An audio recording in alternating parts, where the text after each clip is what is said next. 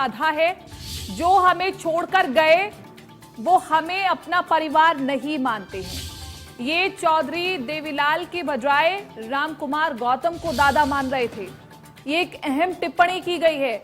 आज वो गौतम भी उनको छोड़ करके चले गए हैं। बिना नाम लिए ही दुष्यंत और अजय चौटाला पर वार किया गया है। ओपी चौटाला ने अजय चौटाला पर निशाना साधा है, बिना नाम लिए निशाना साधा है। उन्होंने कहा कि जो हमें छोड़ करके गए हैं वो हमें अपना परिवार नहीं मानते हैं। ओपी चौटाला ने अजय चौटाला पर निशाना साधा है। आपको बता दें कि पहले पूरी एक इनेलो पार्टी, लेकिन उसके बाद डिस्प्यूट हुआ इनके बीच में और उसके बाद जेजेपी पार्टी का उदय हुआ। और अब आपको सुनवाते हैं कि क्या कुछ कहा है ओपी चौटाला ने। इसलिए मैं उसको बार बार दोहराऊं, अच्छा नहीं लगेगा। जो हमें छोड़ के गए थे वो तो हमें परिवार मान ही नहीं रहे थे। स्वर्गीय चौधरी देवीलाल जी को दादा मानने की बजाय तो गौतम को दादा मान रहे थे और वो गौतम भी उनको छोड़ के भागे। दूसरी पार्टियों के जिम्मेवार लोग जो हैं वो अपनी पार्टियों को छोड़ करके हमारी पार्टी में शामिल हो रहे हैं। इससे साफ ही जाहिर है कि बड़ौदा के उपचुनाव में निश्चित रूप से इंडियन नेशनल लोकदल पार्टी का प्रत्याशी चुनाव जीते।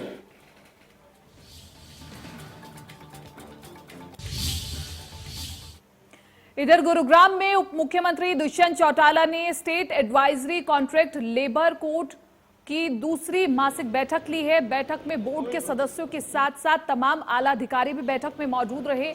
इस दौरान दुष्यंत चौटाला ने कहा कि उप मुख्यमंत्री दुष्यंत चौटाला एक राष्ट्रीय एक राशन कार्ड बहुत बड़ी योजना है। इससे भारत के हर नागरिक को फायदा मिलेगा। वहीं रजिस्ट्री घोटाले को लेकर के डिप्टी सीएम ने कहा कि इस मामले में कोई भी आरोपी पाया गया तो उसके खिलाफ सख्त कार्रवाई भी होगी। विपक्ष तो काम क्या है, आज के दिन कोरोना में उन्होंने कर क्या दिखाया है। ऐसे ऐसे विपक्ष में लोग बैठे हैं जो मेरे ख्याल से 4 महीनों में लोगों के बीच तो कहीं गए नहीं। केवल ये कहना कि जहां पैडी प्रोक्योरमेंट में फिजिकल वेरिफिकेशन कराई कमी पाएगी वो घोटाला है। शराब चोरी हुई माल खानों से उसकी वेरिफिकेशन कराई वो घोटाला है। और अब रजिस्ट्री के अंदर अगर इरेगुलरिटीज पाएगी तो घोटाला है। अगर सरकार इनको छुपाए, एक्शन ना ले और जो लोग ये गड़बड़ी उनको बचाने का काम करे तब तो एक स्कैम है। ये तो इफेक्टिवनेस है गवर्नमेंट की कि वो कहीं इरेगुलरिटीज थी तो उसमें पीछे नहीं हट रही। अगर आप ये बोलो कि पैडी की प्रोक्योरमेंट में जो आज के दिन एक्शन हरियाणा सरकार ने लिया है, मैं कहता हूँ कि देश के किसी राज्य में इतनी हिम्मत नहीं है कि इतना बड़ा एक्शन ले पाए। ये इफेक्टिवनेस है हरियाणा सरकार की कि हमने हमारे सीएमआर का जितना पैडी था उसकी अवेलेबिलिटी कराई। जहां हमें कमी पाएगी हमने वहां पर पेनल्टी लगाने में और लोगों की मिल्स के आने वाले समय में परमिट कैंसिल करने में देरी नहीं करेंगे। मेरा सवाल ये था, जहां पूरे देश के अंदर कोविड के बाद डिस्ट्रेस राशन टोकन सबसे पहले हरियाणा सरकार ने एक आइडिया इंप्लीमेंट किया था और उसको फिर पूरे देश में रेप्लिकेट किया गया और उसको पीडीएस सिस्टम से जोड़ने के लिए और कैसे ट्रांसपेरेंसी के साथ हरियाणा का व्यक्ति अगर किसी और प्रदेश में है और वो अपना शेयर ऑफ राशन लेना चाहता है या फिर उसके विपरीत कोई और प्रदेश का व्यक्ति है जो हरियाणा में आकर अपना राशन लेना चाहता है,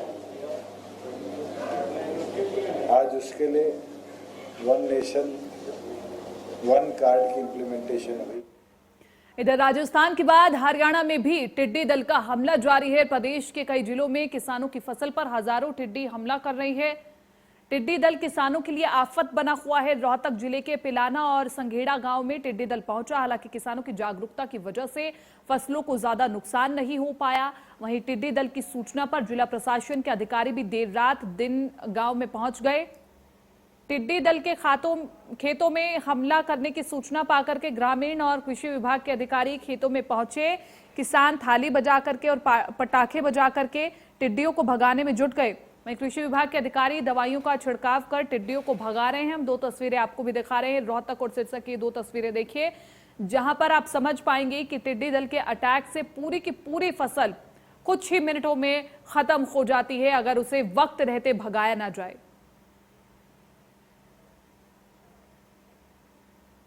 टिड्डी हमले को लेकर के कृषि मंत्री जेपी दलाल ने राजस्थान सरकार को निशाने पर लिया है। उन्होंने कहा कि राजस्थान में टिड्डी पर कंट्रोल नहीं हो रहा है, जिस कारण हरियाणा में बार बार टिड्डी दल का हमला हो रहा है। साल बार बार टिड्डी दल का आक्रमण होने की संभावनाएं हैं। किसान भाइयों से मेरी प्रार्थना है कि वो जागरूक रहे। विभाग ने भी पूरी अपनी तैयारी कर रखी है। पेस्टिसाइड की किसी तरह की कमी नहीं है। ड्रोन भी हमने हायर कर लिए हैं और हेलीकॉप्टर से भी अगर स्प्रे संभव होगा वो भी करवाएंगे।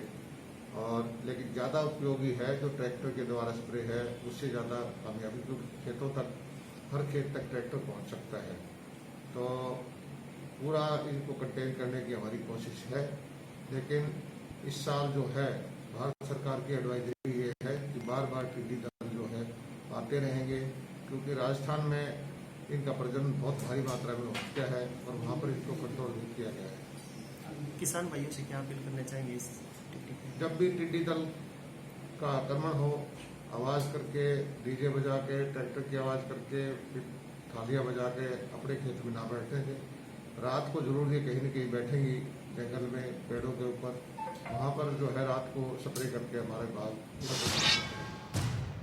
एक बहुत छोटे से ब्रेक के लिए रुक रहे हैं, लेकिन ब्रेक के उस पार जब हम लौटेंगे तो दिखाएंगे